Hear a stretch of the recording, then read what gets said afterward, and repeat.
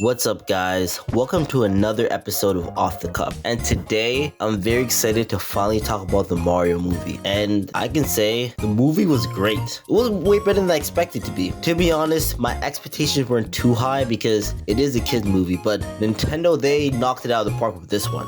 So let me start with the good.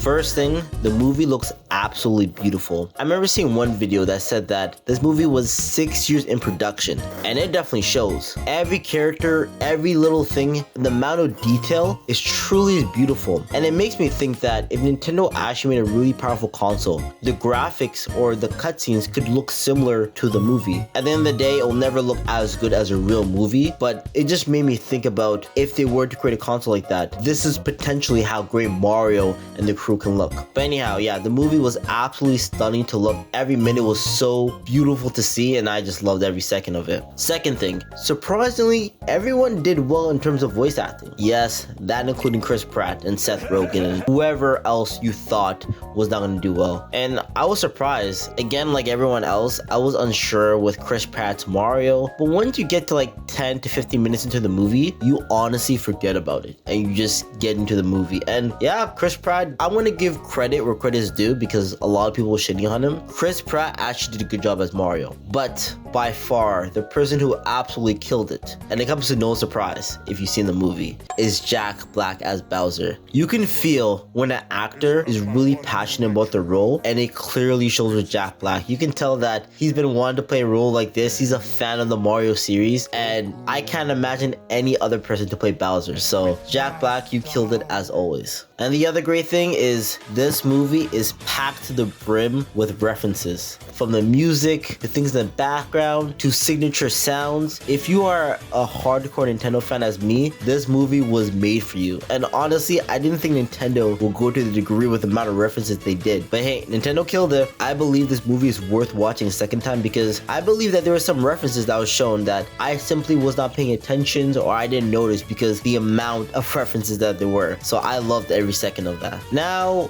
for the bad. And honestly, there's not a lot of bad, but I can't just be completely obsessed with the movie. So this first point is not really bad. You can consider it more neutral. But in terms of the plot of the movie and how things were set up, it was very predictable. It was a typical hero's journey, which again, nothing was wrong with it, right? And you can even say that's probably the best case scenario because it is Mario, so it's good to keep things simple, right? It is made for kids. But so to be honest, I don't think it was that bad because I can't imagine them making a complicated story. But it would be kind of cool to see if they maybe change the story up a little bit. But again, there's not really that much of a complaint. I think what they did was really well, so there's not much complaining there. The other point, and again, this is simply just a nitpick, but I really feel like Charles Martinet was really underused in this movie. I had kind of predictions of how they possibly will show him through the movie, and that was a little bit right. But it was a shame to see that such a talented voice actor, right? And he has the ability to play so many different characters. You think that they would take advantage of it, but unfortunately they don't, which is sad to see. But again, he does show up in the movie, so it is cool to see nonetheless. And it's not like it's something that really ruins the movie. But all in all, I really love this movie. Nintendo, you did great,